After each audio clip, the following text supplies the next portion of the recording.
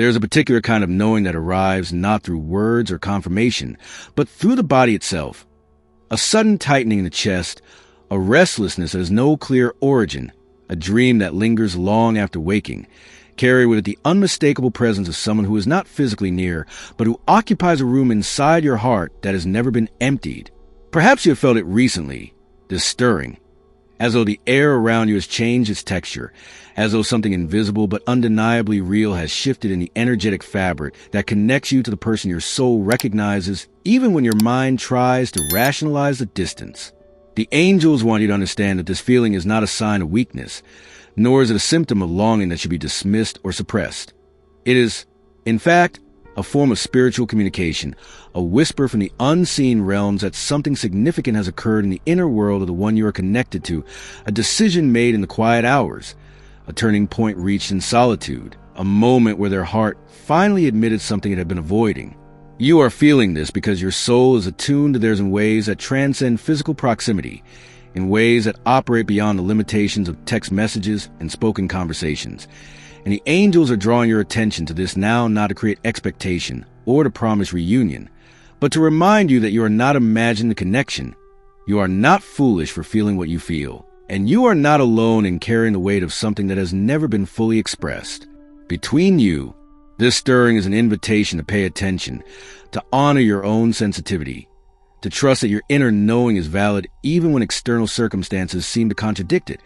and to begin asking yourself not what this person will do next, but what you're being called to recognize within yourself through this experience. The angels see you carrying questions that have no easy answers,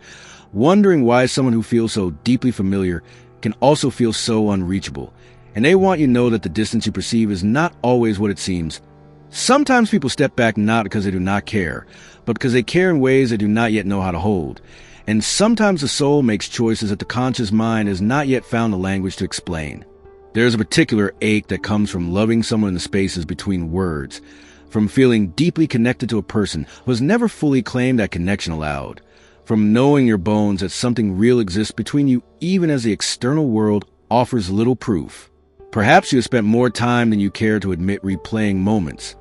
searching for hidden meanings, wondering if the warmth you felt was mutual or if you simply wanted to be. And in those moments of doubt, you have questioned your own intuition, told yourself that perhaps you're seeing things that are not there, that perhaps you're the only one who feels the gravity of this bond. The angels want to speak to this tender place inside you, the place that has been both hopeful and heartbroken, the place that has waited without knowing what it is waiting for, the place that has loved quietly and fiercely while receiving so little in return. They want you to know that the unspoken nature of this connection does not diminish its reality. In fact, some of the most profound connections between souls are the ones that cannot be easily categorized or explained, the ones that exist in a realm beyond labels and definitions, the ones that challenge both people involved to confront their own fears and limitations around vulnerability. There is something here that neither of you has been ready to speak into existence, not because it is not real, but because naming would require both of you to face truths you've been carefully avoiding, truths about what you truly want, about what you are willing to risk, about what parts of yourselves you have kept hidden even from your own awareness. The person you are connected has been carrying their own weight, their own confusion, their own internal battle between what they feel and what they believe they should do. And this has created a dynamic where you have often found yourself giving more than you receive, waiting more than you are met, hoping more than you are reassured. The angels see the imbalance. They see the way you have diminished your own needs in order to make space for this person's uncertainty.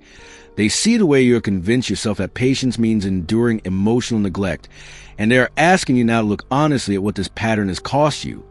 not to punish yourself or to vilify the other person, but simply to acknowledge that you have been living in a state of suspended waiting, and that this has kept you from fully inhabiting your own life. Recently, in a moment you may not have been consciously aware of,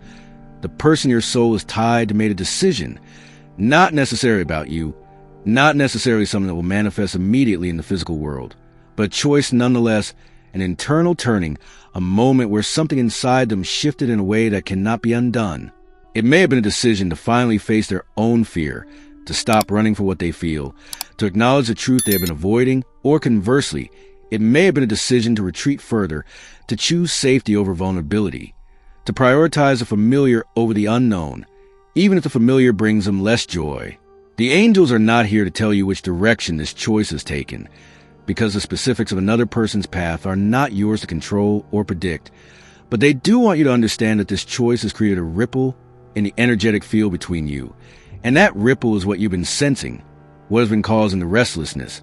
the sudden emotional intensity, the feeling that something is different even if you cannot name what it is. This is why you may have been dreaming of them more vividly, why their name or image keeps appearing in unexpected ways,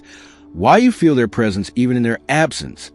The soul recognizes when significant movement occurs in the inner world of someone we're connected to, and your soul is alerting you to the shift not because you need to do something about it, but because you're being invited to observe how you respond to this energy, how you hold yourself in the midst of uncertainty, how you choose to interpret the silence or the distance or the lack of clarity. The angels want you to understand that another person's choices,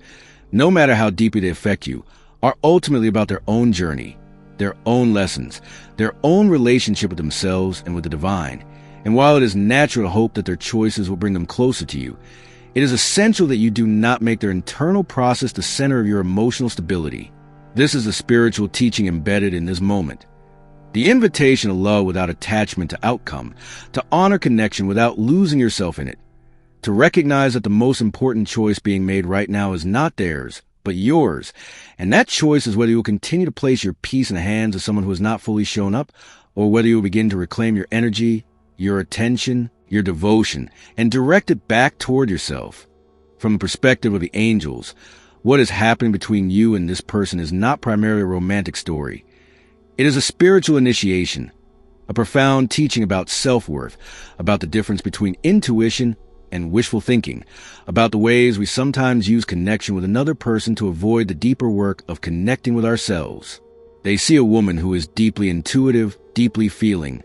deeply capable of love, and they also see a woman who has not yet fully claimed her own power, who has not yet internalized the truth that she does not need to be chosen by another person in order to be worthy, that she does not need external validation in order to trust what she knows in her heart. The angels are not judging you for the way you have loved this person,